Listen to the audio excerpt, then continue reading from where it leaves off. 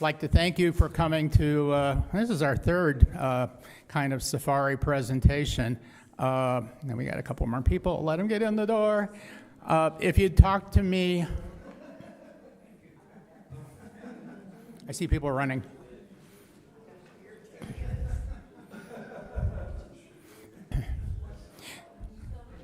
Okay. If you'd talked to me a year ago, India was not even on our agenda of places to go. March 2024, I did a 2-week safari with Pango and photo tours in Botswana and tagged on another 2 weeks in Southern Africa.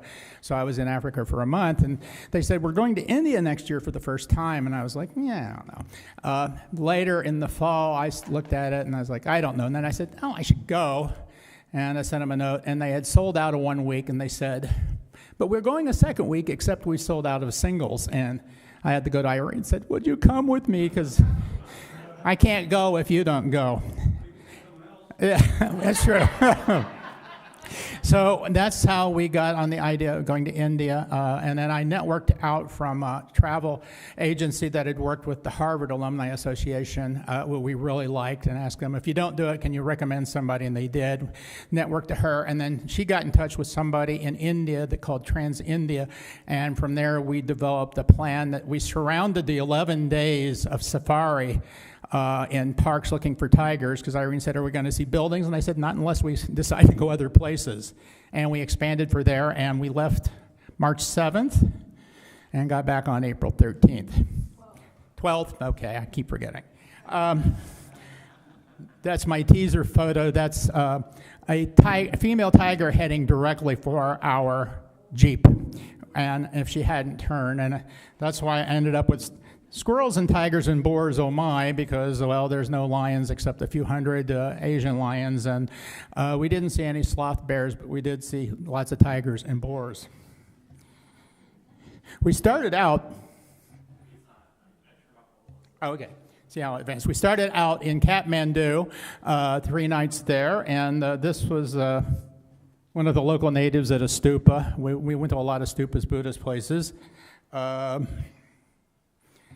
And this is a holy man, which I think they're the Eastern equivalent of the characters you see on 42nd Street asking for money.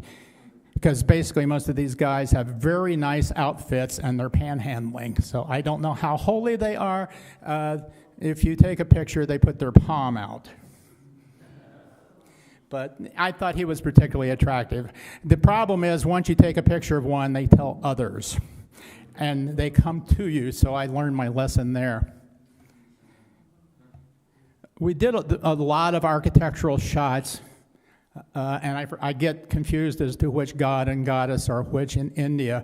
I didn't get a lot of pictures of buildings because the buildings there, the pagoda styles, were so rambling that getting photos of them were extremely difficult to get and process.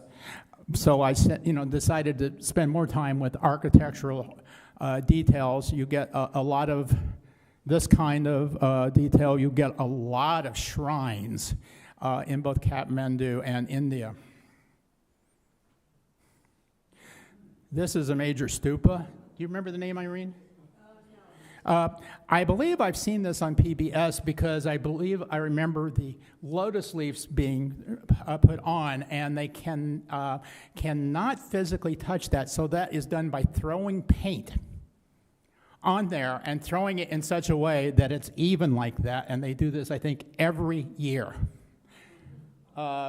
This is up on a hillside overlooking the Kathmandu Valley, which ages ago was a lake. And again, this is one of the major stupas in the area, which had prayer wheels at the entrance. You come by and whack the things as you go along. Don't ask me. I don't know which god this is another, but you see these gods, you see the shrines all over the place. There are, shrines on the street corner, there are shrines at home. And one of the points I would make about the entire trip is how visible religion is across this entire area, whether it's Buddhist or Hindu or Muslim. There are, open professions of faith. Of course, in the Muslim areas, you have the call to prayer. And In the other part, there's just, people had, especially in the Hindu areas, home shrines, because when the Mughals were there running it and they were Muslim, they would destroy temples, so people would hide their temples in their homes. So religion is a very public, personal thing. This is a view from the stupa. I believe this a monastery. We didn't get into any of the famous monasteries, but we did see this kind of building. And I just like this butterfly. This was one of the major sights of the entire trip. Motorbikes. Motorbikes are everywhere. People don't have the money necessarily for cars, and they don't necessarily have parking. I think that's one of the other factors. The fact that these guys have helmets is amazing. I think maybe Nepal is a little enforcement. In India, most of India, you don't see helmets. And what you typically see is 3 or 4 people on a motorbike. The most I saw was 5. I've heard of 7. I don't know how they do it. Typically, if you saw 2, you often saw a husband driving and a wife in a sari sitting side saddle on the back, and I've seen them on highway speeds doing that. And on the way, I believe, to Jaipur, we also saw a guy with a goat in his lap. The goat was very comfortable. Modern wiring. This is very typical, the wiring in both Kathmandu and in Delhi. I didn't see it so much in southern India, but it just looks like anytime somebody wanted to connect, they just went out and hung something. These were everywhere. One of the things we got a lot of in this trip were photos of dancers, and this is a couple of Nepalese dancers. We ended up going to a Nepalese diner, and they had a very nice show with the guys with the harmonium and drums and fiddle. Don't ask me what the name of this dance is, but this couple was particularly attractive. And if you've heard of Gurkhas, that's a Gurkha. These are a tribe that are known for their military fearlessness. I have a sign somewhere in a place selling Gurkha sabers and knives that if a man says he's afraid of death, he's either a liar or a Gurkha. One of the things I concentrated on was this wonderful old woodwork. And we saw this everywhere. I don't know how old, but most of these are hundreds of years old, these ornate carvings. If you're into woodworking, it's a fabulous place to go, and the quality of their craftsmanship is incredible. A lot of this has been rebuilt. 2012, I think, there was a bad earthquake, and we were still seeing buildings that were being rebuilt. We're still seeing some rubble there. And some of the temples, they had to salvage the woodwork and put it back together. One of the things I love to do, if you're a photographer, you understand that, is use somebody else's setup. And I saw these kids, and I don't know what school they went, but I just could not resist. It's like the Sound of Music. Yeah, I have no idea. I'm fairly sure the way they're dressed, they're not typical village kids. And speaking of woodwork, there's also a lot of great doors, and this one stands out with the eyes and the eyebrows. And again, you can see how ornate the woodwork is at the top of the door. And I repeated the stupa. Yeah, this was in the stupa too, and there was a sign next to it that I didn't run talking about the TARDIS, referring to its location in space and time. So why this was in the middle of a holy area, not sure, but it was fun to photograph. Now this is when I didn't make a big effort to take a picture to get the building. This is in a Hindu temple in Kathmandu, and this is a place where they have funeral pyres. And one of the differences I pointed out to one of our guides is that in India and Nepal, funerals are public. Everybody can walk in. You get the price of the temple, you can walk in. You couldn't walk on the other side. There's a little man-made river. But the same thing was true in the Ganges. We were able to walk within 10 feet of somebody being cremated, and it's just part of life. You don't want to take pictures up close. If you were to look at this picture long enough, you would see that there's about 6 shrouded bodies here. And while we were there, they brought wine to the water, and they go through a purification. So this was a woman who had died. They uncovered her face, uncovered her hands, and then washed her face and hands in the water, and that's the last step before cremation. So we kind of sat here for a long time, just very quietly. One of the reasons to going to Kathmandu was I said, let's go to Mount Everest. And the thing I immediately started thinking is we've developed a habit of taking helicopter tours where we can. We've done 2 a year in southern Africa, 1 in Hawaii, and it was there has to be helicopter tours of Everest. And you can pay to land at base camp, but that's about twice as expensive. And somebody said base camp is also a garbage dump because people come to Everest and they can't take the stuff home. So I also didn't feel like dressing up for what seemed like a very short stay and trying to rent clothing. Bob is in his usual spot, shotgun. Yeah. Well, we were fortunate. I mean, I'll explain. Most of the trip, the tour was the two of us, a guide and a driver. Except Jerry? Just a question about the other one before, not Varanasi, but Kathmandu. After they purify and wash the feet and everything, do they cremate them right there Yes. in the water? They were not in the water. They have some stone platforms, and they use a lot of wood. Lots of wood, and they cremate them right there. That's the last step. I didn't show the picture of the pyres burning, but they were further down, say to the right of that side that I showed.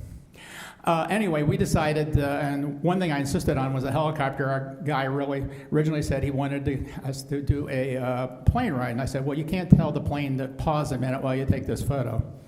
We're doing a helicopter. And typical the terraces, and Irene and I said we'd like to have the franchise for the blue metal for the roofs. Here's another helicopter out in the area towards, I think, towards the Everest View Hotel. You shot that from the helicopter you were riding? No, we were on the ground. There's Tom Cruise. And now you can't, it's hard to get a doors-off helicopter ride anymore. And don't ask me, I think Everest is over behind. It's not like Everest is standing there by itself. This is the whole valley. It's sort of like a bowl. If you can see, there's a drainage down that way. This is not Everest on this side. It's over that, and I always have to look at the picture and say which one is which. But that's the range with Everest, and you really can't go around the other side to get a better look because that's China, and they're not too happy with that. More mountains. One of the messages we got is because of climate change and the lack of snow, you get less snow-covered peaks and more black rock. This is the Everest View Hotel, 13,000 feet, where we landed. It had just snowed, as you can see. This is about 20 kilometers from Everest. You can sit on the terrace and view the mountains. This is how you land. On the other side, there was a herd of something, and our guide said, there were mountain goats, and I used my long lens, and I'm saying, no, they look suspiciously like cattle. But we walked downhill from here to the hotel.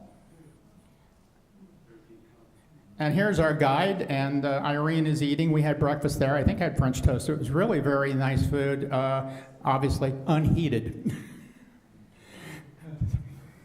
Bob, did you have trouble breathing? Did you have trouble with the altitude? No, I've done 13,000 feet several times. I haven't had trouble. I was totaling about 20 pounds of gear. I had absolutely no problems. And on that, my lovely assistant will take over.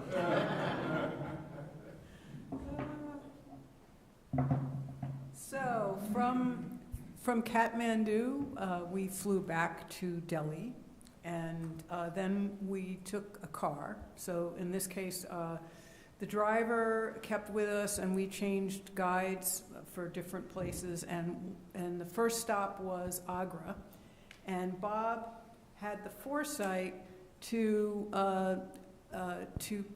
go for the more expensive hotel closer to the Taj Mahal, because what you really want to do is you want to get there early in the morning.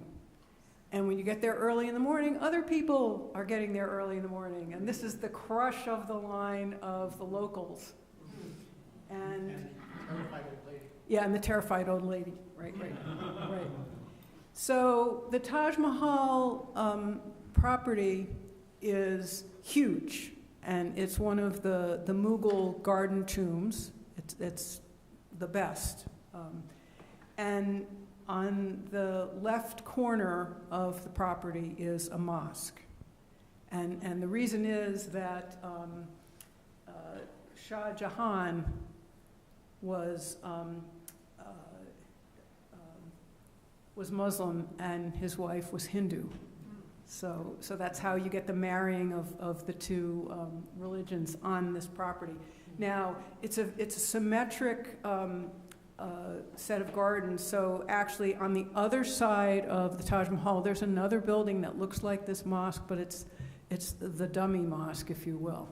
But this is the reason why the Taj Mahal is closed on Fridays, because this is a working mosque.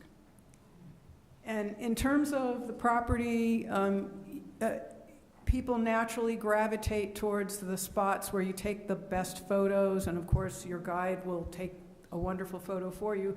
Unfortunately, ahead of us was this Italian tour group that had to take various combinations of their members, so we waited a long time before our guide got the money shot. Yeah, so this brings out one of the features of the Mughal garden tomb, and that is beautiful architecture and water and gardens. Has that been colorized in some way? Yeah, it's a little bit color enhanced. But it's most of it's sunshine. Yeah, most of it is sunshine. Yeah. Looks like AI. Yeah, the Taj is built from this marble that's mined about 40 miles away, and it's this wonderful translucent marble. It's not white. It's not white. And the other thing about the Taj Mahal, which I didn't know until we visited, is that it's inlaid stone. And that's why it has withstood the test of time. So the people who know how to do the inlaid stone craft are still around. And of course, they'll be happy to set up a stop on your tour. And they'll be happy to, give you a little demo of what they're doing. And yes, we did fall for the sales pitch. So at some point, we'll be setting up this table. This is the tabletop. And of course, they want you to take a picture of the tabletop, and then they package it up and they shipped it. And this has all sorts of inlaid stones in it. And, of course, the Taj itself, there are more inlaid stone varieties inside in the mausoleum than outside. And don't ask me what the different colors are, but you can definitely look that up. And in terms of our demo, this one little piece has at least 30 stones in it. And of course, the more expensive it is, the more different stones it has. So it's not in their showroom. It's not the size of the piece, but the intricacy of the stonework that determines how expensive it is. Yeah, and of course you can walk away with little souvenirs as well. These are two elephants. So afterwards you can come up and look at them. Another place that we went is Agra Fort, and Agra Fort is what 25 miles? About 20. Upriver from the Taj Mahal, and you can actually see the Taj from Agra Fort. And in terms of getting on the road from Agra, our next stop was Jaipur, and along the way is this wonderful stepwell. And this is called Abaneri Chand Bayori. And it was built in the 9th century, and it's for water conservation. And way down in the bottom is actually water. So the water that's in there is about 8 meters deep, but you can imagine as the monsoon season progresses that, you know, you're going to have the level of the water rise. So you can actually, and they don't have people go down the steps. There are 13,000 steps here. They don't have railings. They don't want to have people fall or whatever. But you can imagine how it was used in its day. People would go down with their receptacle and get water and bring it up. And actually on the left is the back of a palace. So it's connected with a palace. And Bob liked it so much that, and here, you know, you can feel like you're trapped in an Escher painting. Yeah. So that's one side, and then here's the other side. Yeah. So that was cool. That was a short stop for us. It was also very hot that day, so it was good that it was a short stop. So, yes. Are you explaining anything? Is that just? No, right now it's a small park. You know, it's a monument. There are others being used. Yeah, there are others that are being used, other step wells. This is just one of the biggest and the most, I guess most, is it one of the more famous ones? Yeah, it's one of the more famous ones. Yeah. Okay, so next on our tour was Jaipur. And when Bob was talking to the travel agent, one of the draws for us to shift stuff before the wildlife photography tour was the travel agent said to Bob, well, you know, if you go a couple days early, you can celebrate Holi in Jaipur. And that's an incredible big deal to be celebrating Holi in Jaipur. And I had just been exposed here at the fellowship to the idea of Holi, and this is what you see in the news. Oh, it's just a holiday where people throw paint and have a lot of fun. Well, it is, but there's also, you know, part of the religious part of it, and part of the religion is it's involved with the god Krishna. And so this is in one of the temples that we saw. I think this was actually on our walking tour of Jaipur.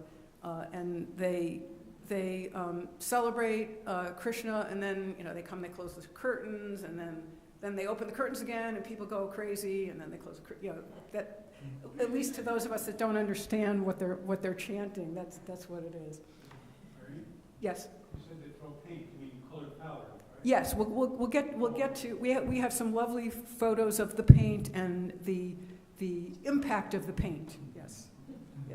So as I mentioned, we did take a walking tour in Jaipur, and this is a great photo that Bob took of our guide Anu. And here we have some celebrants, some other celebrants at that temple, and we've got drummers that go along with that particular celebration, and we have kids are milling around. And the other funny thing was that on the way into the temple, there was some construction material that was pulled by a camel. So we went through this little courtyard, and that was where the camel was, and then we went into the temple. So as Bob said, a number of these temples are hidden. A different temple we went into had all of these along the top that's Krishna, and anytime you see the blue god, that's Krishna, and either his groupies or gopis or the love of his life, Radhi. And another part of the holy holiday is actually the day before, and it's something called Holika Dahan. And this is a celebration of the triumph of good over evil, and it involves bonfires. And the bonfires have special significance in that Bob caught the bonfire after it had already been lit. But if you see the bonfire set up, there's this long stick coming out the top. And that's to memorialize the story of Holika and Prahlada. And the idea is Prahlada was Holika's nephew, and Holika was a demoness. And the thing about Holika was Holika had a power such that she couldn't be burned. And Prahlada, in effect, was the black sheep of the family. In other words, in a family of demons, he was the one who was not. So his father wanted to get rid of him, and he set his sister Holika that task. And what happened is that Vishnu came along and saved Prahlada, and then Holika got burst into flames and was killed. It's 11:30 at night. And so the timing of when Holika Dahan happens is, I think, astrologically determined. And for us this year, this was like at midnight. And the flame was brought from the Jaipur city palace, and it was brought to this particular bonfire, which was very close to the city palace. And other people would bring the fire from that bonfire to other fires, and that's how it gets propagated along. So it's like, so this is, as I said, part of the holy holiday that I didn't know about. And here we have some celebrants at the bonfire. Yes? Do you get the sense that this is like a serious spiritual event for people, or just more like having fun? I would say this part is more they're having fun, right? Yeah, but certainly in the temples, that's more spiritual. And the next morning, we went to a temple inside the city palace complex, and Bob noticed that there was someone from Channel 18 Jaipur with a mic, and being the news hound he is, and he sort of looked around and said, wait a minute, there aren't that many Caucasian people. I think we can get interviewed. So in a nutshell, that's what happened. And I sidled over after I saw that he was being interviewed, and I think when I was talking to the interviewer, I was saying about how, yes, we celebrated our church, shading the truth a little. We have celebrated here. Do we celebrate it every year? No.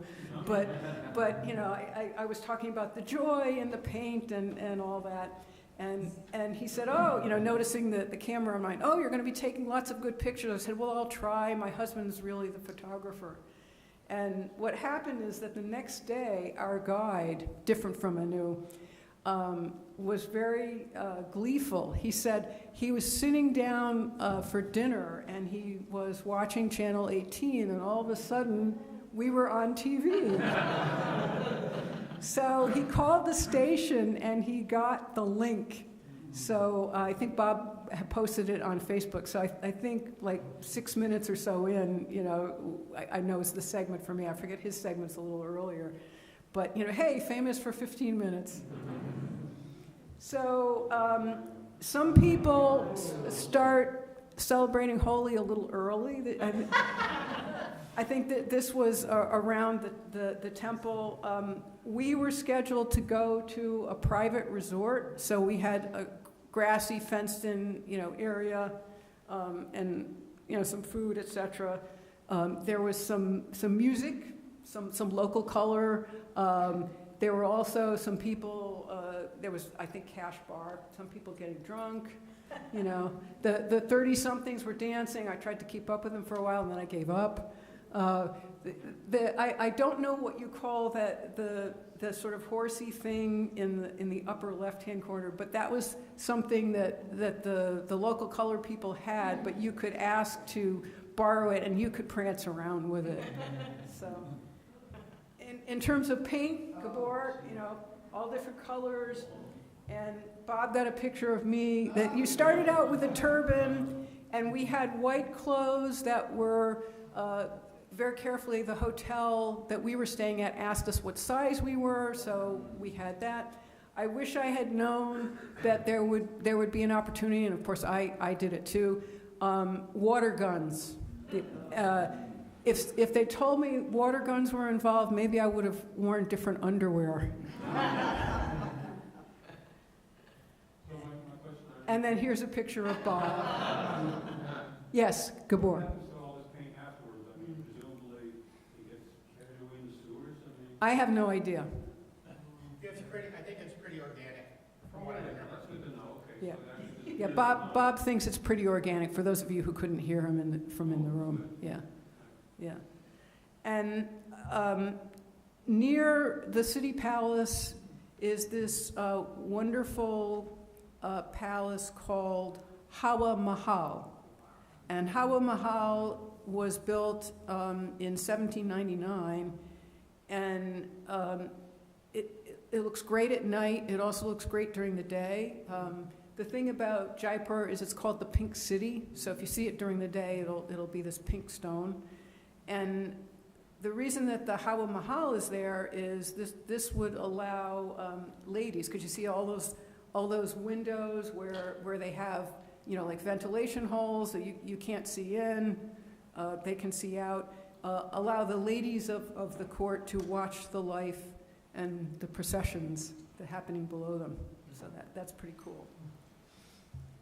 One of the other cool things right near City Palace is the observatory. And do you remember which?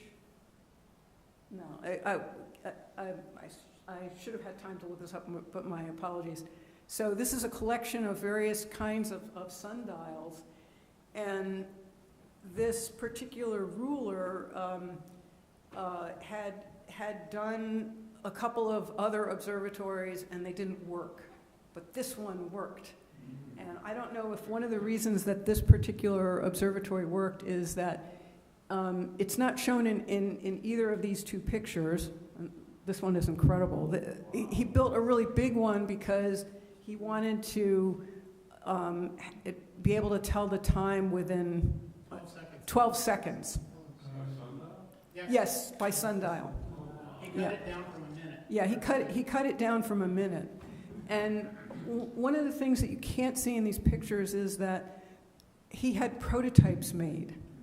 So if you go on the grounds of the observatory and you go very close to each one of these, you'll see a little, and no one pays that much attention to it. And this is one of the values of going with a guide, because they point out all this cool stuff. And we also, a couple points in our tour, dropped by to see weavers. And one of the weaver sets, it was a duo, and one of the men had in his head the pattern, and the other guy did the colors. So it's very cool. City Palace is, I think, 7 stories high, and the two most ornate floors. There's one where you can, sit down, and the guide who was on duty in that room, of course, makes tips on having setting up these wonderful panorama shots for you. Also in the City Palace was a hall of mirrors. There were other palaces we went to that were not as ornate with their hall of mirrors, but I think what it shows is that if you're in power, you want to show that you're really, really big and strong, and one of them is to have, for whatever technology is available during the day, your own hall of mirrors. This is another shot that the guide there took.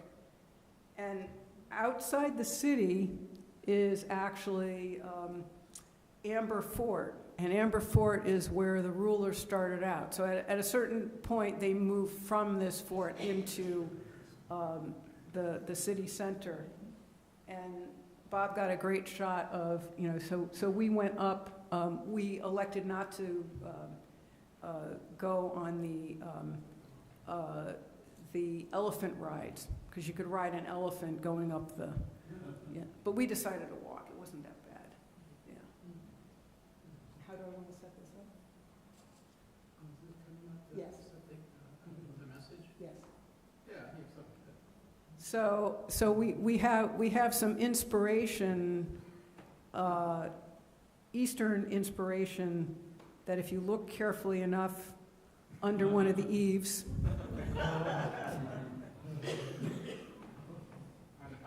On the palace walls.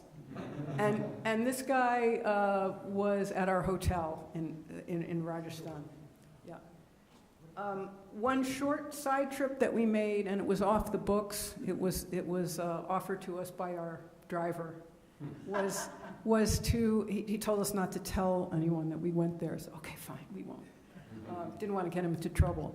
But this was an elephant rescue place, and I think there were 1 or 2 bulls and, I don't know, 60 plus females.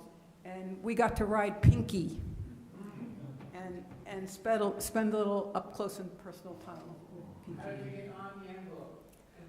The elephant. The elephant, how did you get on? They had a platform where you walked up the steps and then, you just climbed on at the same level. No, the elephant didn't take us up on her trunk. No. Okay, at this point, I will turn it over to my assistant, and he'll give you the lowdown on the wildlife photography tour. So after we went to Jaipur, we flew back to Delhi, and we met the wildlife photography tour people. We flew to Jabalpur and took about a 5-hour drive through the countryside to Bandhavgarh National Park. This was originally a Maharaja's private park. These 3 parks we went to are all between essentially Delhi and Bhopal and towards the center of India. And this is Irene took this photo. I believe this is a female. We had a lot of good tiger sightings.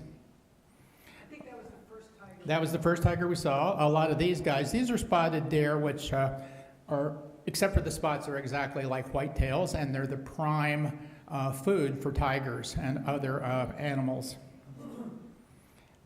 I just like this guy. This is called a lesser adjutant stork.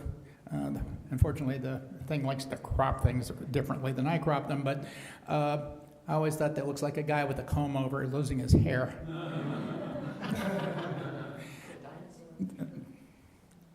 More deer. And more deer. Irene took this one. This is a pygmy geese. Very pretty, very small. And one thing, I wish we'd seen more of it. We went to what they call, it's not a main part of the park. It's sort of like a semi-protected area, and everybody else decided not to go. And we saw what's unusual. It's a wild dog, and it's a wild dog by itself. At another park, some of our people saw dogs in a pack, which I really wish we could see, but we didn't, and they saw them hunting. But this guy, for some reason, was out in the middle by himself. The other major hoofed animal is a sambar deer. These are about elk-sized. And then we spent 3 hours waiting for a family of tigers. There were 2 subadults and 2 parents, and they came out of this natural kind of well area. There were something like 25 vehicles waiting for 3 hours there. And, you talk about, this is not out, about 100 people, I think I counted. And a lot of times if you were tiger sighting and you didn't see one, they said it's down there, all these vehicles would kind of move together. Tiger paparazzi. A langer. This is actually the baby with the baby with her sister. At first, the baby wanted to be with the sister, but I said not the mama. I wanted to go back. Bee eaters. I forget the kind of bee eater. We saw this one in Africa too. There was quite a few birds we saw in Africa that we saw in India. Bee eaters are just beautiful little birds. Now, when we were in the area where we saw the dog, people were looking at a tiger overlying by a little pool of water, and everybody's trying to figure where the tiger goes, and some people went this way, and a whole bunch of people went that way, and our driver said, we're going to park here, and this tiger walked right in front of us. Excuse me, how close were you? What lens did you use on this thing? I don't know what lens, I'd have to look, but that tiger was less than 20 feet away. Well, I mean, when I say walked in front, we had that 2 or 3 times. They walked literally in front of us. Then we drove about 6-7 hours for Pinch National Park. And Irene got the only shot of the leopard because she had this point and shoot, but it's got this incredible zoom. And that was about the time we had the guide saying, oh, there's a tiger with cubs, and we saw these little spots out in the distance. This was a female that was lying by a pool of water, and I was sitting on the safari vehicle, and there was a male on the other side, so I spent my time shooting back and forth. There were about, I think, 6 photographers, 2 photo guides, and driver and a naturalist. So that was the biggest group we had. White-fronted kingfisher and a bee-eater together. Larkspur. And then that's Indian roller, which is a beautiful bird. It's related to the lilac-breasted roller we saw in South Africa. Here's a jackal. They like to eat, they'll prey on the small young deer. This one, the prey was stolen by buzzards, and I had the camera up, but I didn't get it. And to get the prey back, the jackal leaped up about 3 feet in the air, and the buzzard scattered, and he ended up with it again. Agar, this is the world's biggest wild bovine. They can get up to 2,000 pounds. Now, when we went to this park, we were staying basically in the village, and we saw people working as you would not want to work in 90-degree heat, bending over and tying wheat into little bundles and leaving it very neatly in the field. The guy here's got a plow. It's held down by a big rock, and at the end of every row, he'd lift it up so he could turn. It's got to be fairly exhausting. Here's rush hour. There were lots of cows. Cows always had the right of way. There were 2 kinds of cows. Cows that basically looked like they belonged to somebody, and cows that obviously didn't belong to somebody. So some were very carefully herded, and others just kind of wandered around. This is the kind of hide where farmers would stay overnight to try to keep things out of the field. And I was thinking one time we saw about 6 gore go into somebody's field, that would be quite a task. Things are changing. The tractors are just coming in. And down the road from these people bending over was this. So my prediction would be you won't see a lot of these people on their farms in 10 years. They'll be gone. Most people who had cows had a little shed attached to it for their cow. And obviously, if you got a lot of cows around, you can't leave and you don't have a barn, you don't leave your hay on the ground. They put it on their roofs. Farmer's wife taking food to the farmer, who's probably still in the hide. While we're still here, we got the biggest blue bull antelope. This is one of the bigger hoofed animals in the area. So after 2 nights there, we went on to Bori Wildlife Sanctuary, which is distinguished for a couple things, one of which is what they call the Malabar giant squirrel. These things get up to a couple of pounds. They can be bright red, bright blue. Irene took this because she had that 900 times magnification on that little point and shoot. Flying squirrel? No. Yeah, they are. They are flying squirrels. I'm sorry. A couple pound flying squirrels. You can see the folds there, and the red showing through. They're very colorful. I just like that. That's a red vented bulbul. The red vent is that little on the side. And if you remember the tiger at the first, this is what the tiger looks like when it's crossing in front of you, like, why are you getting in my way? And it's a female. And this is part of the luxurious traveling you do when you're going down awful dirt roads. You know what those guys are. There were a couple of dead cows in that area. When they moved the farmers out of there, a lot of them left their cows, so there's like a herd of 200 wild cows there now, and their favorite prey of the tigers. As promised, a boar, wild boar. I like to say these guys all look like they have mullets. Another jackal that Irene took. And the most interesting, this is a very large male tiger who our photo guide spotted sitting by the side of the road. And we all agreed after that he did not look happy. He was about 10 feet off the side of the road, and we're taking pictures, and the driver said, let's pull up first. And I'm thinking, yes, it's easier to go fast forward than backwards. And the photo guide stopped taking pictures because she was scared. He looked upset. And I kept going thinking, me putting my camera down is not going to matter anyway if he gets upset, so I'm just going to take photos. Excuse me, the Jeep you were in, or whatever it is, were you sitting, were you standing? We could stand in the Jeep. The Jeeps there are they're much smaller than the African Jeeps, so there's only 2 people, usually a driver and a naturalist, and then a couple of people. But normally in the African Jeeps you get about 3 rows. There's only 2. Much closer space. You don't have space for your backpack. Were you able to stand? They told you not to stand. We were able to stand. We didn't get that like we did in Africa. They didn't bother that. We could not get out of the Jeep, obviously. Except on rare occasions if you're away from places and you needed, as they say, to check the air pressure on the tires. Another bee eater, which is, I said, missed it.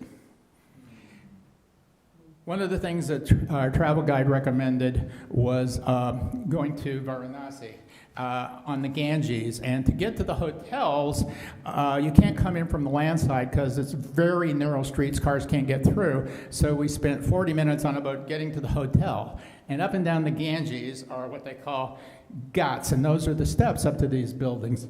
All the ghats have names. This is the Arnatka Ghat. This is the Vijayanagam Ghat. And this was our hotel, Bhairam Palace, built in 1812, a farmer palace. It spans 3 ghats, one of which is the Dashashawadam Ghat, and they have their nightly ceremonies, and I'll get to that in a minute. I can't, where is our room, Shum? Our room would be on this side.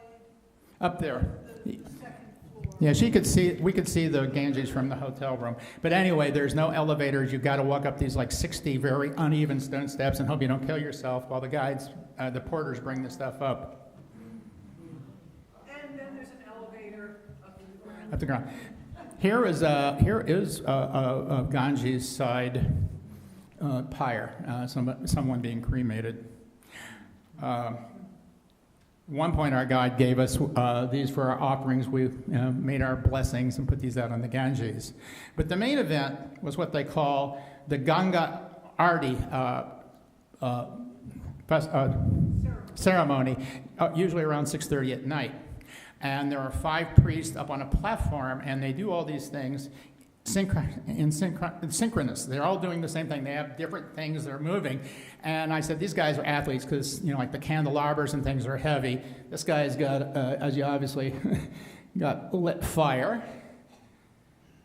This guy's got a smoke pot. Now, we've been out on the Ganges, and I was saying, gee, it'd be nice to get closer. And our guide said he'd get us closer, and we get up the steps, and there's an area with rope, and I counted later about 80 people could sit in there. And the next thing I know, he's lifting the rope. We're in there. They set up folding chairs. We're on the front row.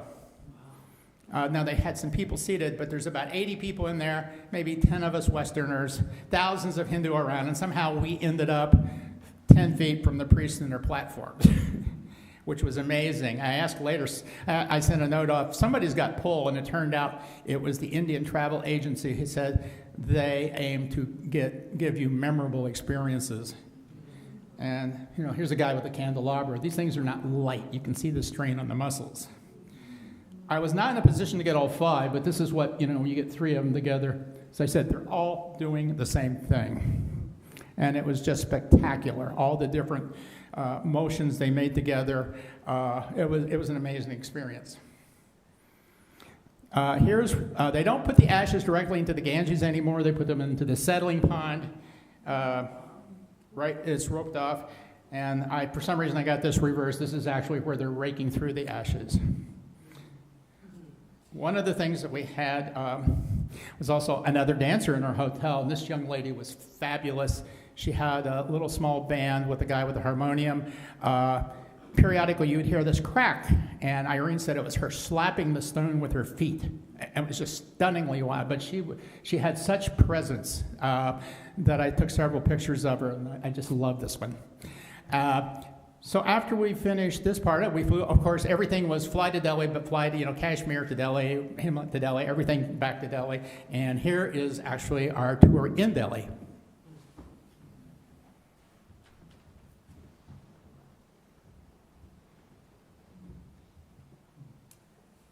One of the places that we stopped in Delhi was a place called Humayun's Tomb. And you can notice, nice architecture, water, gardens. Yes, this is a Mughal tomb garden, but this is the first one. So, yes. Could you put your mic closer? Oh, I'm sorry. Yeah. So this is Humayun's tomb, and it's the nice architecture, water, gardens. It's the first Mughal tomb. And it was built in the 1560s by Emperor Akbar. And other places we went to this huge mosque, Jama Masjid. And unfortunately, this is out of order. This is not the Qutub Minar. The Qutub Minar is this 5-story minaret, but it's also a nice picture. A lot of times when you just looked up, there were all these wonderful patterns in the ceiling. And this next picture is actually in the interior of Humayun's tomb. And as Bob said, we saw a lot of people on motorbikes getting around. Another religious site that we visited in Delhi was the huge Sikh temple, the Gurudwara Bangla Sahib. And we couldn't take any pictures in the sanctuary with whoever was chanting whatever religious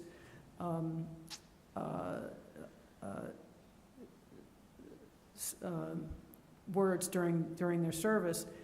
But the other thing that's very important for the Sikhs is service, and also this idea that they serve food, so people can help serve the food, and they don't turn anybody away. So anybody, no matter what their caste or their class, they can come have a meal.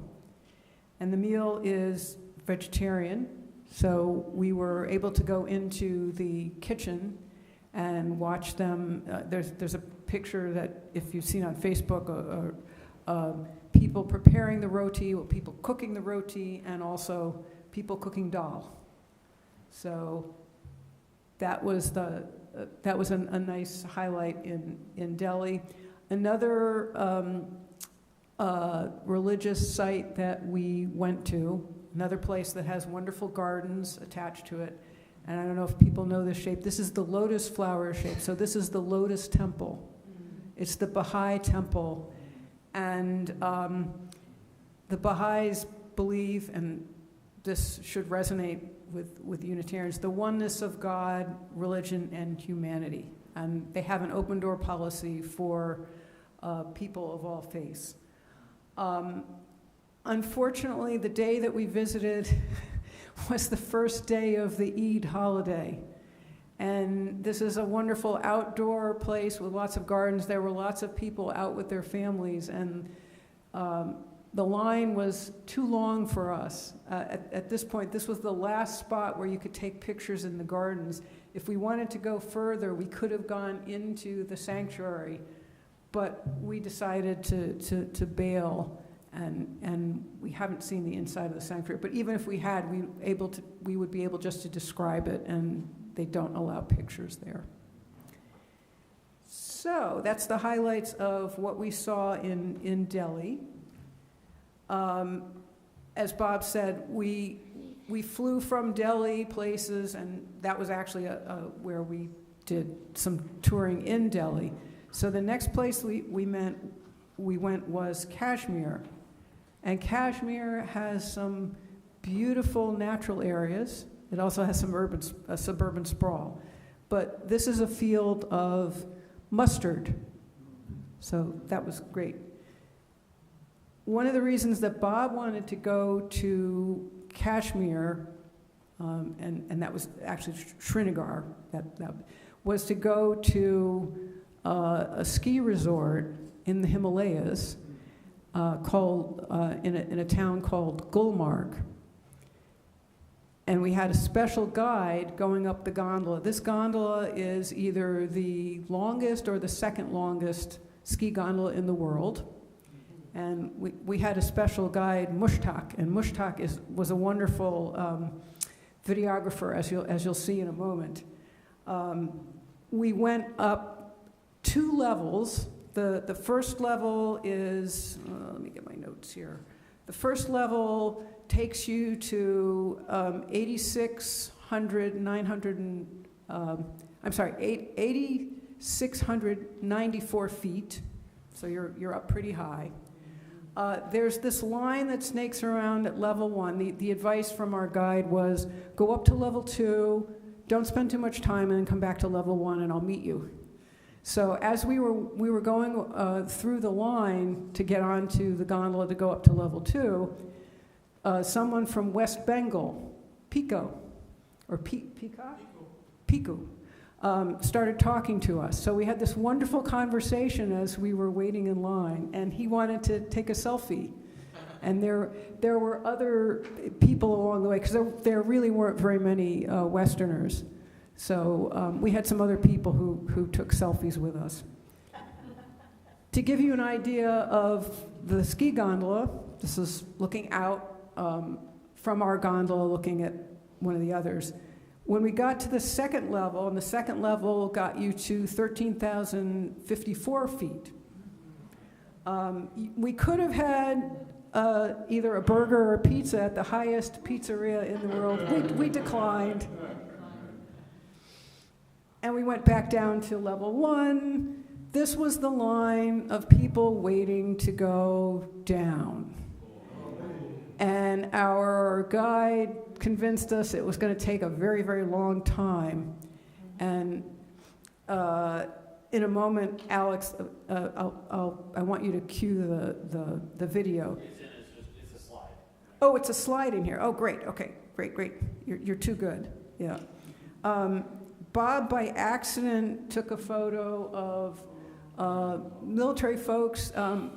Our guide in Kashmir, Ois, was very clear, do not take pictures of the military. This one was by accident.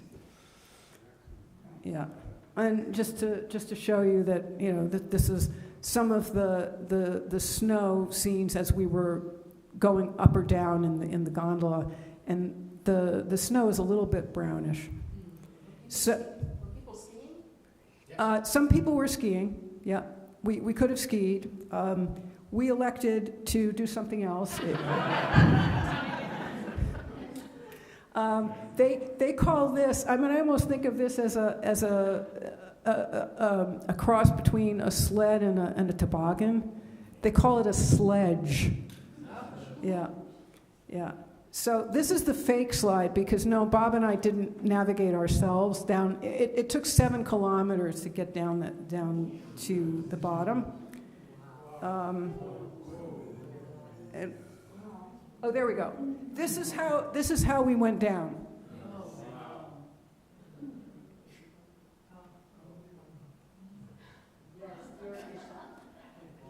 7 kilometers? Yeah, 7 kilometers. Yeah. How long does that take? Oh, I can't remember. No. We were on. We each had our own sleds and we had a driver. Yeah, and most of the time the driver was in front, so you would, put your legs and arms around them, and then they would steer. And every once in a while, the sledge was going off into bad snow, so the driver would, get you back into a good track. Yeah, and we stopped a couple times. Because they're going uphill. Yeah. So that was it. So this is instead of standing on instead of standing on line. Yeah, it was really funny because we met Otis and our driver, and Otis said, "Oh, so how did you get down?" "Oh, well, we took the sledge," and he laughed, and Bob said, "Well, haven't you taken it before?" And he said, "Yeah, many times, but so Otis was probably thinking, these old people, they're crazy,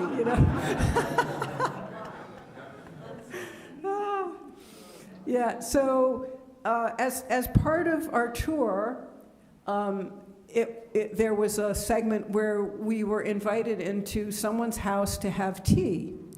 And the easiest thing when you're a guide is ask your in-laws.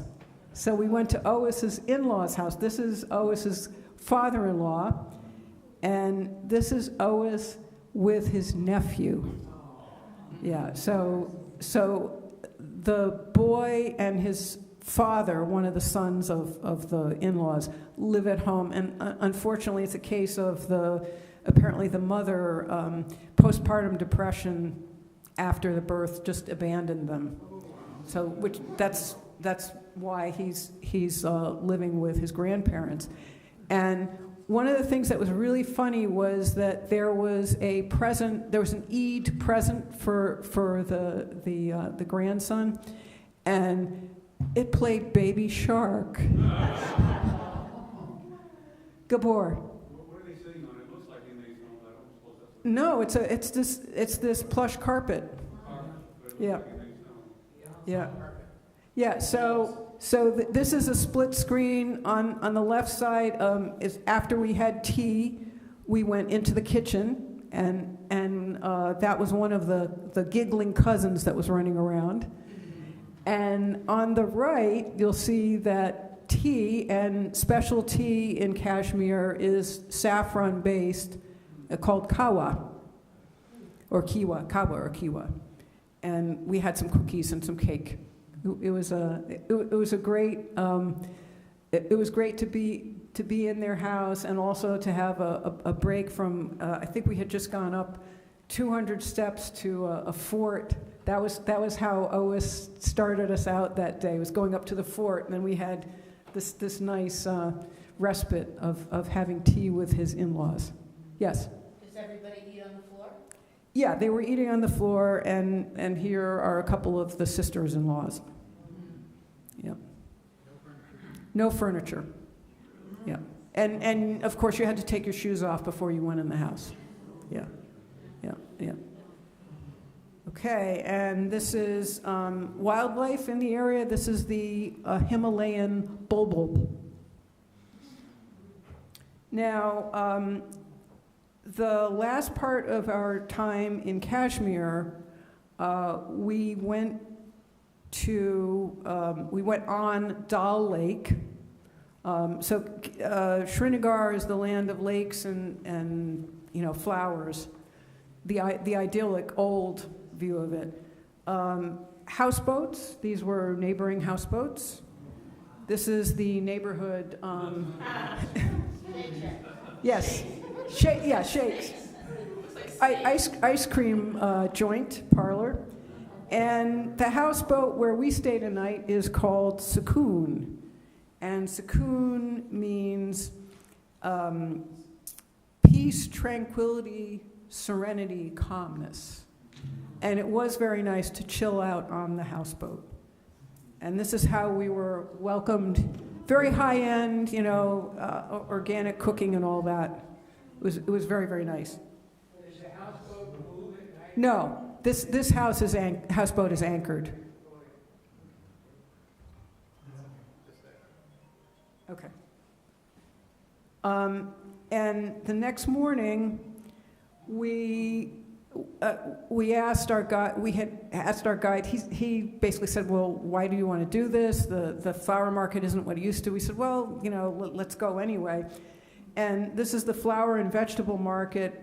That there are fewer and fewer of flower and vegetable vendors because a lot of people are being bought out and they're not growing their vegetables in Dal Lake.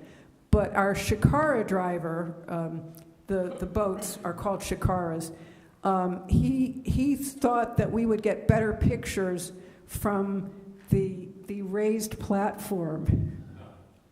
So it was a little bit challenging, but we did get some good photos of the transactions being done at the flower and vegetable market.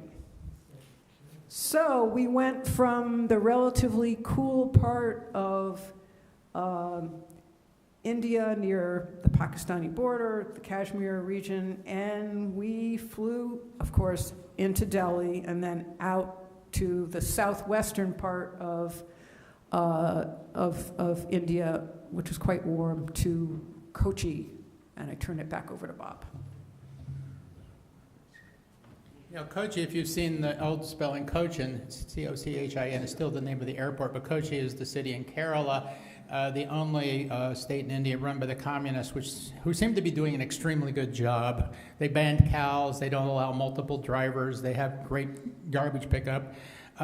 This is the areas where the Portuguese first came, and a lot of good sites like I read here, the banyan tree. And we were staying at this colonial-looking hotel, but which is really very new, but maybe about 1,000 feet from the Arabian Sea. One of the cultural events we went to is a thing called Kathakali, which is a native dance ritual. Normally they go all night. They gave us they gave us a scene, but one of the real parts of it was we were able to go an hour before and watch these guys applying their makeup. And this guy was a real ham, and this is one of a series of photos in which the guy who was introducing things would call out an emotion. He would act it, and it just phenomenal. But it's like the demo section. Demo section, yeah. This is the main section. This is the prince, and the guy we saw is the princess, and the prince keeps asking, "Are you from heaven?" And she's really a demoness. And I forget how it really reveals, but at the end of it, the prince cuts off her breast and she screams. It's the only sound in the whole thing. But it's just an amazing view with all this great costumes. There was a guy also beating the drums and a guy chanting in Malayalam, probably something to do with it, but I don't think any of us speak that. We were right on the waterfront in the hotel, and there were fishing nets there, and every time they'd raise them, Chinese fishing nets, every time they would raise them, the birds would flock in. So this is an egret. Looking for dinner. This is a little, not in the same spot, but this is one of the Chinese fishing nets. When they just lower these into the water, they bring them up, and our guide said they're ruining the fishing because they bring up everything. And they're going to, essentially destroy the fishing in this area. Right down the road from us is St. Francis Church, which is now a Protestant church. This is where Vasco da Gama, who rounded South Africa, was buried for many years before they expatriated his body back to Portugal. I think he was buried there about 12 years.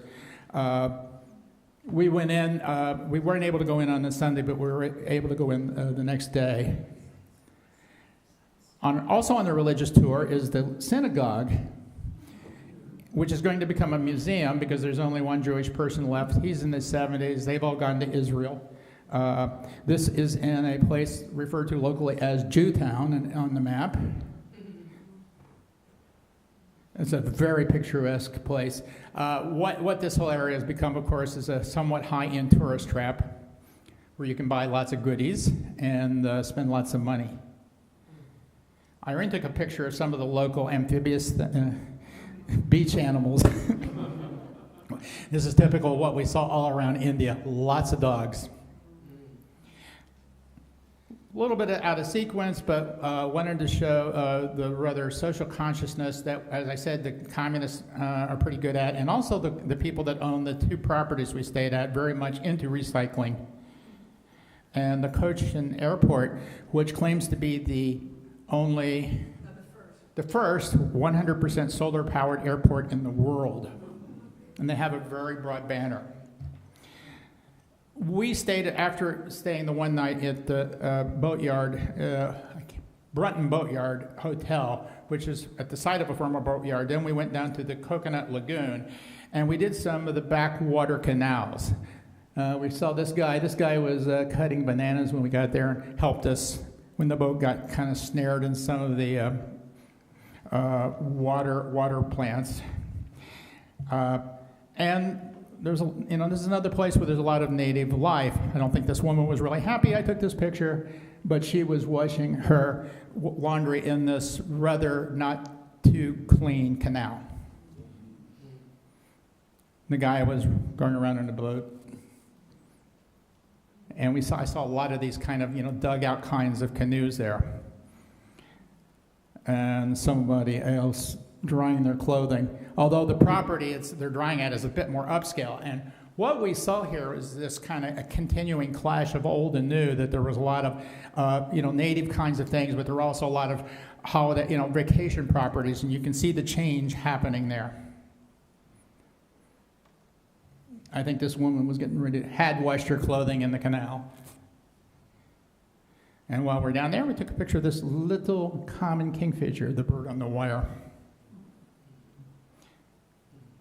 Now, we were walking on one side of the canal, and our guide would go into places and ask if we could talk to the family. These folks said yes. The guy did the translating as the family speaks Malayalam. The guy here is a rice farmer, had about 1.5 acres, and last year's crop was great. This year's crop was a sixth, and part of it is because these fields, the rice paddies, are all below sea level, and they're getting saltwater intrusion, which is ruining them, and the government's spending millions of dollars. He was born in the village. I met his mother there. I imagine she was born in the village. But the two daughters, one of them wants to be an airline hostess, and the other wants to be an auditor. So you can see how, this change is going to occur, that they're going to break that connection to the land that these people have had. And again, this whole area is, once more, India is a boom city, and you can see it filling up with vacation properties. The same thing happened in Kashmir, where Modi let non-Kashmiris buy, and the rich Hindus are just flooding in. And you can also see the beginnings of automation. This is a rice harvester. And we're coming near the conclusion. This is just a very nice dragonfly I saw. We spent, quite a bit of time walking around looking at butterflies, dragonflies, and birds. That's an egret that Irene took. Now, one of the things we did was in the morning we went out to the rice paddies, and there are just thousands upon thousands of birds, egrets of different kinds, storks, cormorants, and that's my favorite. That's a painted stork. We saw hundreds of these. And a moorhen trucking along the water. And now when I talk about, seeing the thousands of birds, if you had a panorama, you would see this across the entire field. And you can see to the far field, there's birds there. So you'll have all these different kinds of birds just having a good time in the morning. We could have spent all day there. Again, the other common native vehicle, these guys are waiting for the ferry that was near our hotel to cross to the other side. The one thing about Kerala, again, they enforce helmet laws, whereas up in most of the rest of the country, they don't. As I said, they enforce helmet laws. They ban the cows from the streets. They encourage solar, so they're doing an excellent job of running the country. At the place we were staying, the Coconut Lagoon, now each night they had a different cultural event, and this is a native dance. What did you say the dance was called? You forgot. Begins with an M. I said, try that with your knees. I think the next one is called And this, you said Kokani? Kokali. No, Kokali was the guys in the paint. Oh, that's Kathkali. That's Kathkali. These are about 6 ladies, and they have these sticks. And this is a very traditional dance, and they hit the sticks together. Unfortunately, at this point, kind of the cycle of the tourism in this hotel had ended. We were the only people for their dance. And And then one of the pictures I took of the whole group, one of the women was looking very, very disappointed. But anyway, that's how we ended it. We ended at this hotel, and then we were supposed to fly to Mumbai, and the plane broke down, so we ended up spending an extra day in Cochin, courtesy of the airline at a hotel. Then we were supposed to fly out of Delhi at like 1:30 in the morning, and a thunderstorm hit, and all the traffic was snarled, so we ended up diverted to a place called Amritsar for about an hour. We didn't get out till 5:30 a.m., because the entire Indian system had been snarled by people in the air, people being diverted. So we spent a little more time than we'd wanted to. But that was the only real mishap in the whole trip. I mean, in terms of having a memorable experience, one of the slides I forgot to put is the day after seeing the ceremony on the Ganges, we go down for our sunrise boat ride. And in our boat is a flute player and a sitar player. So, they pulled out all the stops, and as I said, this was a trip that was never on our radar till last year. Had no idea that, we would end up here, and I think one of the things that stood out was a lot of times you go on trips, and the things that stand out are the panoramic views, are their buildings, and it's easy to end up as one of my best friend's daughters called when she was taken on a trip to India. It's a trip to Italy. It's easy to end up with what she called one damn church after another. This was about the people so much, having the tea at a home, talking to people. This was much more about people than I'd ever been on any trip. So it was a fabulous trip. If you can ever get there, it's worth it. I highly recommend it. It is so different. It is so interesting. And I really appreciate your patience, and thank you for coming.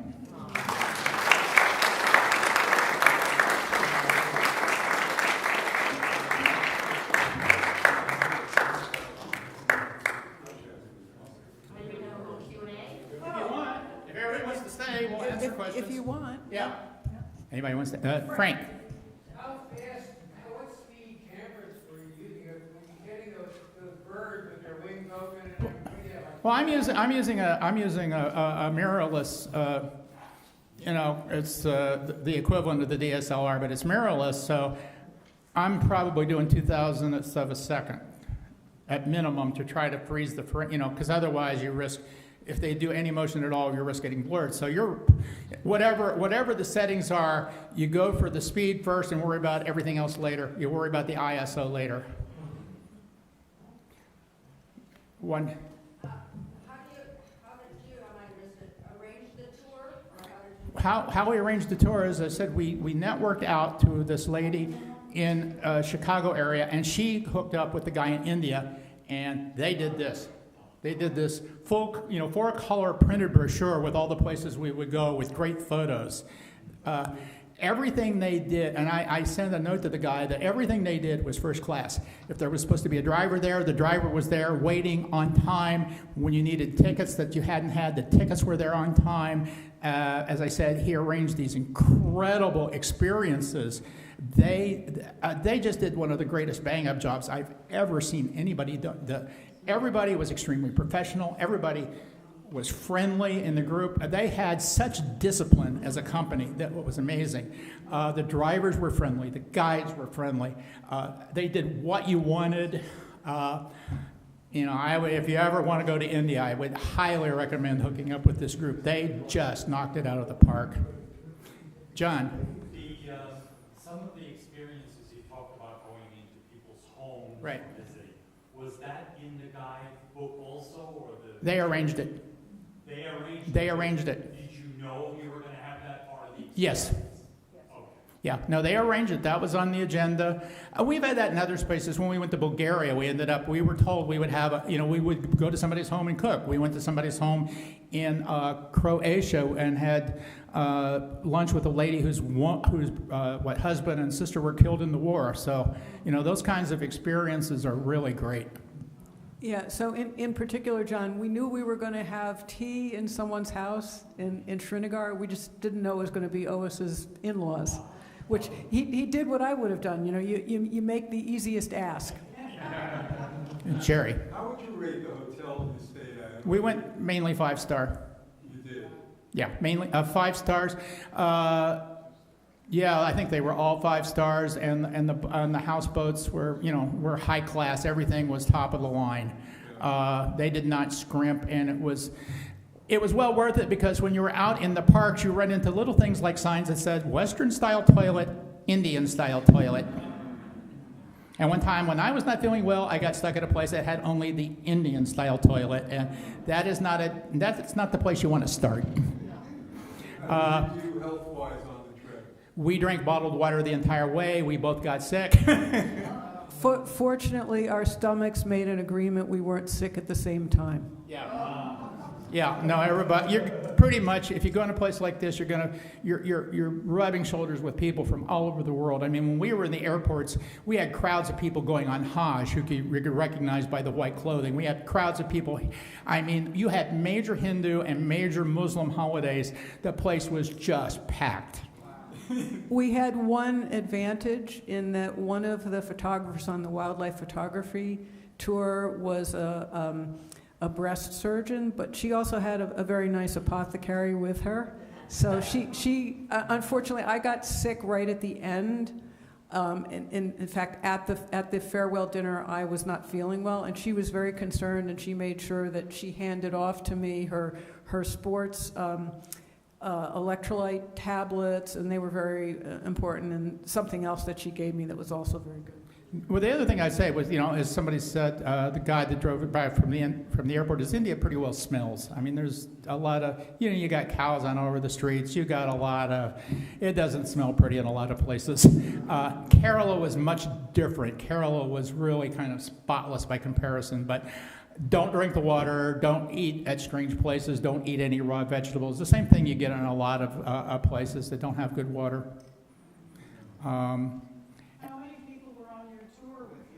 Well, when we were, how many people were on the tour? When we were on our own, it was the 2 of us, a driver and a tour guide. That's it. That's how we like to travel. We've never gone with a group. The groups we went on photo were 6 photographers?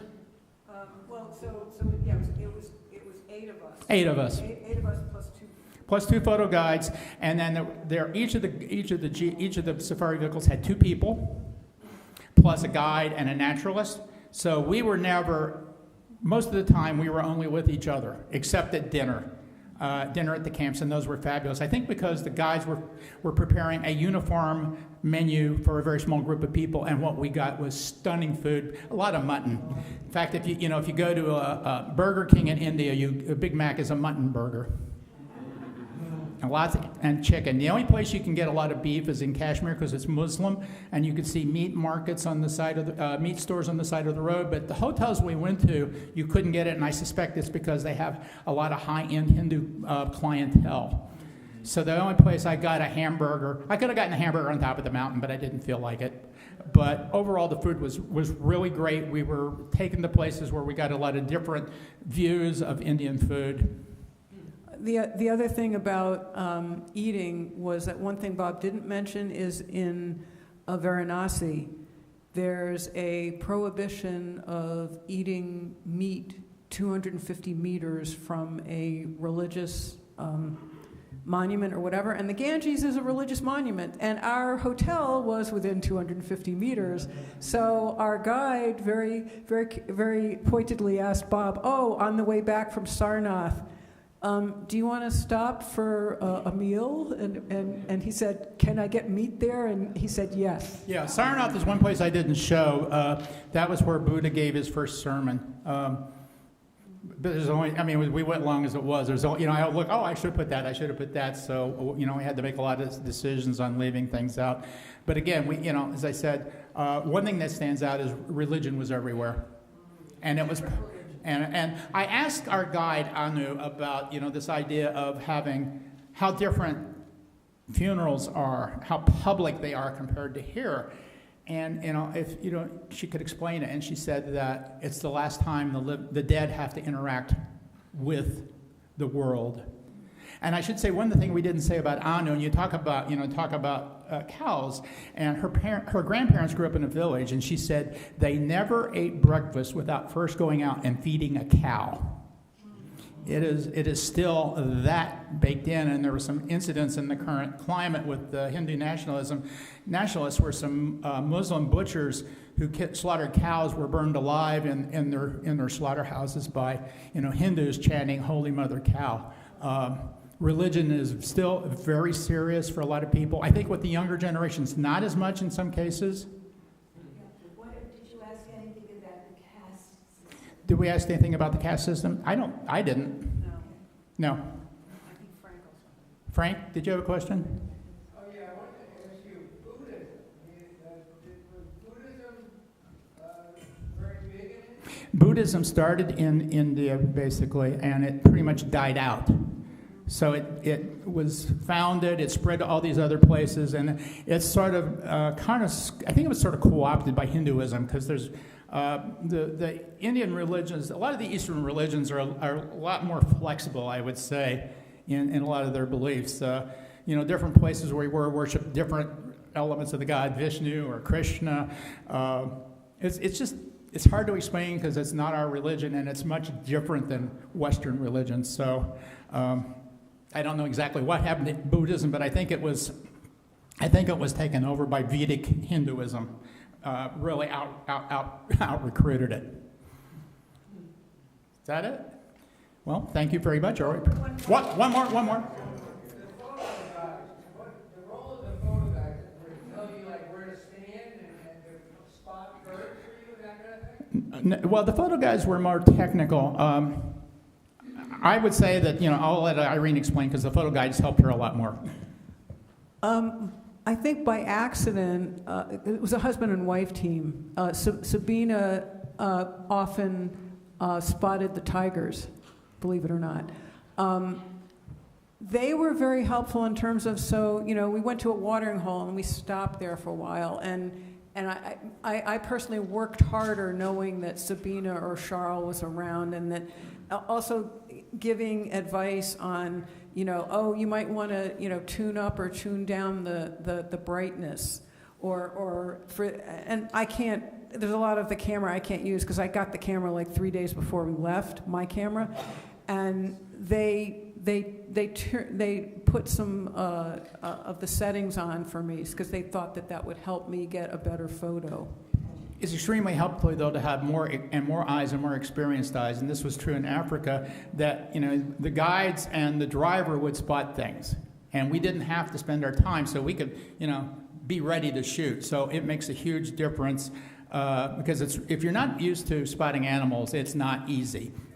The other thing that the photo guides did, and Bob only mentioned this in passing, for the national parks, they're closed on Wednesday afternoon. And the joke is, the tigers take the afternoon off, right? But so the last day that we were in Bori was a Wednesday. So Wednesday afternoon, what they arranged was a photo editing workshop.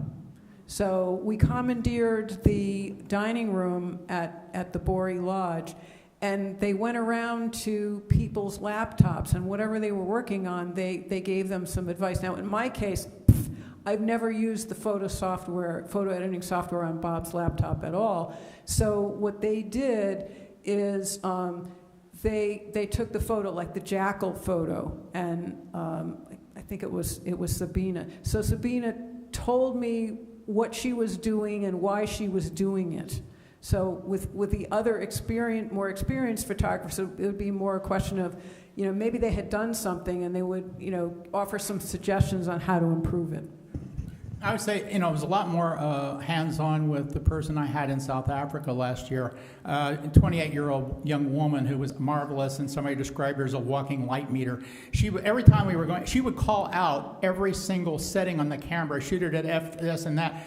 She would just tell us what to put it when we saw that, and it was just incredible. And the driver had been around so long, he could do it too. They're actually trained. So we had people who could tell us, not only spot the animals, but tell us what our settings should be to get the best picture. And that's such a way to learn. Some of the people I were with were complaining last year that they wanted more sessions, and I told her, I said, I would far rather have you telling me how I can make the picture I'm about to take better than telling me how I could have made the picture I took better. and I learned so much from her, just, sitting there for days on end, just spewing out all this stuff. And with any luck, I hope to go back to, they have what they call green season, which is the rainy season. I want to go back to Cho because it's such a cheap trip, and I want to like to go back and spend 6 to 12 days there next January, February. And as I said, it's such an experience to have professional help pointing the stuff out, because it does take a while to, as somebody says, look through the bush, not at the bush. Okay, well, thank you all very much. Glad you enjoyed it. And thank you, Alex. Really appreciate it.